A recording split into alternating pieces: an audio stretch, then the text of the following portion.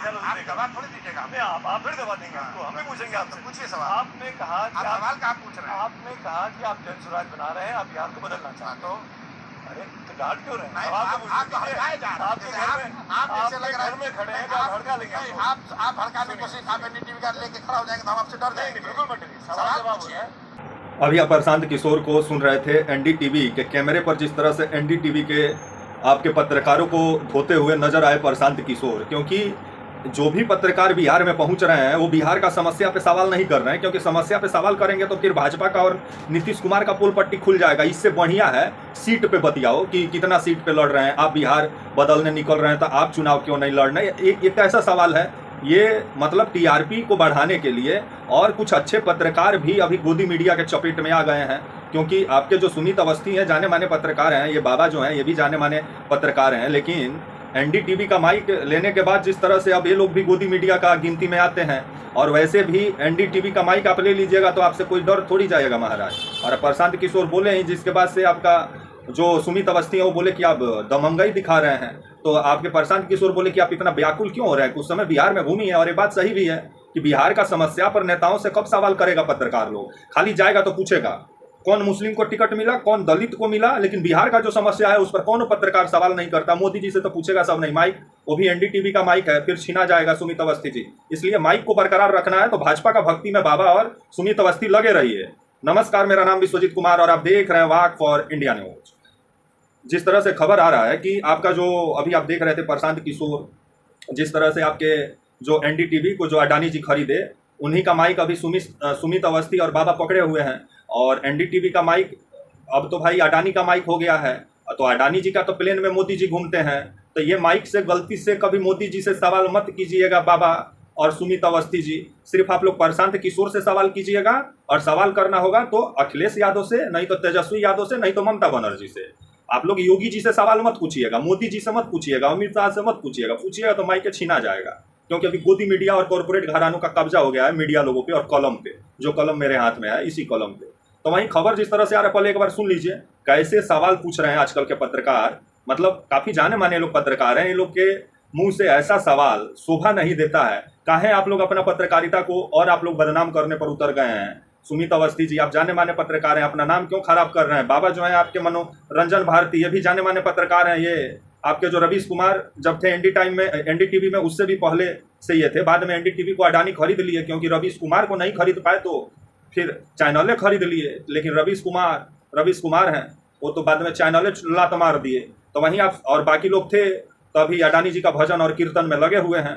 और आप सुनिए कैसे कैसे सवाल आजकल पूछा जाता है, आप भी सुनिए। मतलब ये बिहार को बढ़ाने वाला सवाल है कि चैनल का टीआरपी बढ़ाने वाला सवाल है, आप भी सुनिए एक बार। आप दबा थोड़ी दीजिएगा। नहीं, आप फिर दबा देंगे आपको, हमें पूछेंगे आपसे। पूछिए सवाल। आपने कहा कि सवाल का आप पूछ रहे हैं। आपने कहा कि आप जनसुराज बना रहे हैं, आप बिहार को बदलना चाहते हो।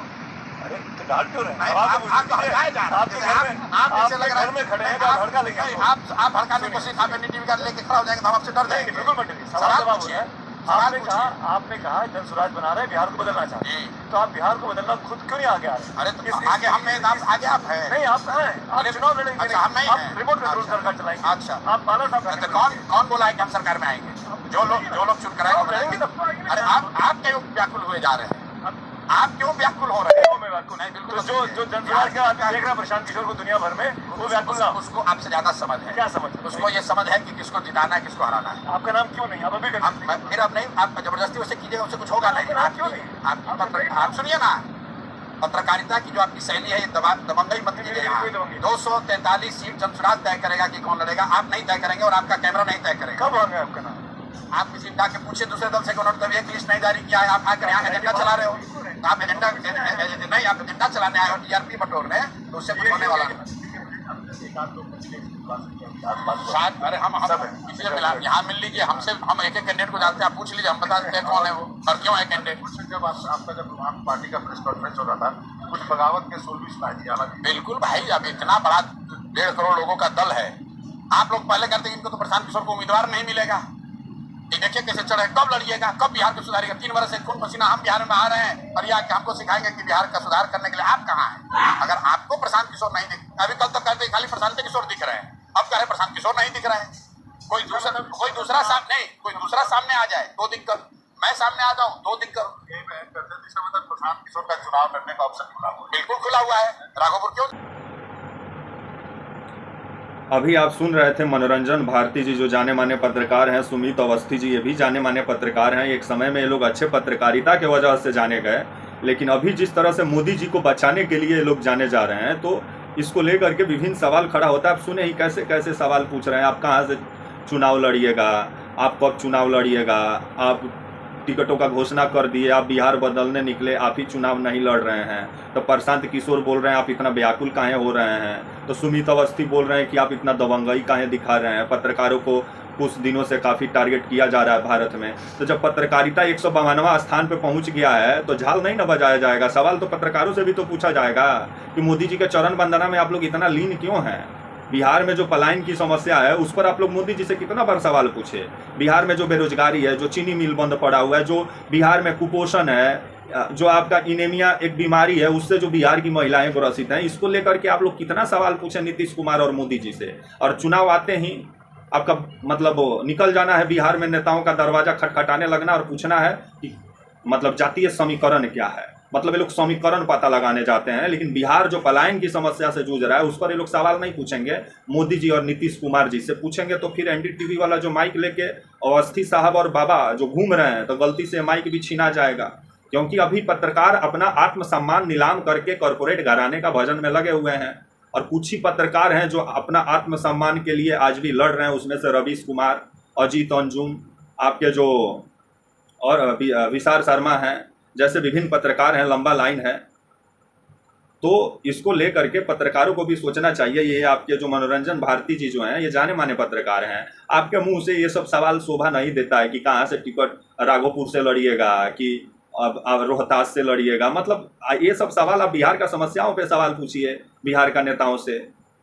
टिकट नेता किसको देगा, किसको क्या करेगा, वो नेता जानता है। बिहार में जो समस्या है, इसी की वजह से बिहार का समस्या का समाधान नहीं हो रहा है, क्योंकि समस्या टीवी पर दिखता ही नहीं है, खाली नेता लोग का बयान दिखता है। अब बयाने से बिहार का विकास हो गया, और आजकल पत्रकारिता तो ऐसे पाताल लोक में चल गया है। बस लोग अपना नौकरी बचाए हुए हैं, और बाबा और अवस्थी साहब को भी घर चलाना है तो माइक भले पकड़े हैं, लेकिन अब पत्रकारिता नहीं, नौकरी किया जा रहा है आजकल मीडिया हाउसेस में। क्योंकि पत्रकारिता तो पाताल लोक में चला गया है। कहीं मोदी जी का शासन बदले तो कहीं अच्छा पत्रकारिता नजर आए, लेकिन अभी मोदी जी का भक्ति ही नजर आएगा चैनल पे। तब तक के लिए आप मुझे इजाजत दीजिए, और आप हमारे channel walk for India news को प्लीज लाइक और सब्सक्राइब और शेयर करना ना भूले। तब तक के लिए नमस्कार, जय हिंद, वंदे मातरम।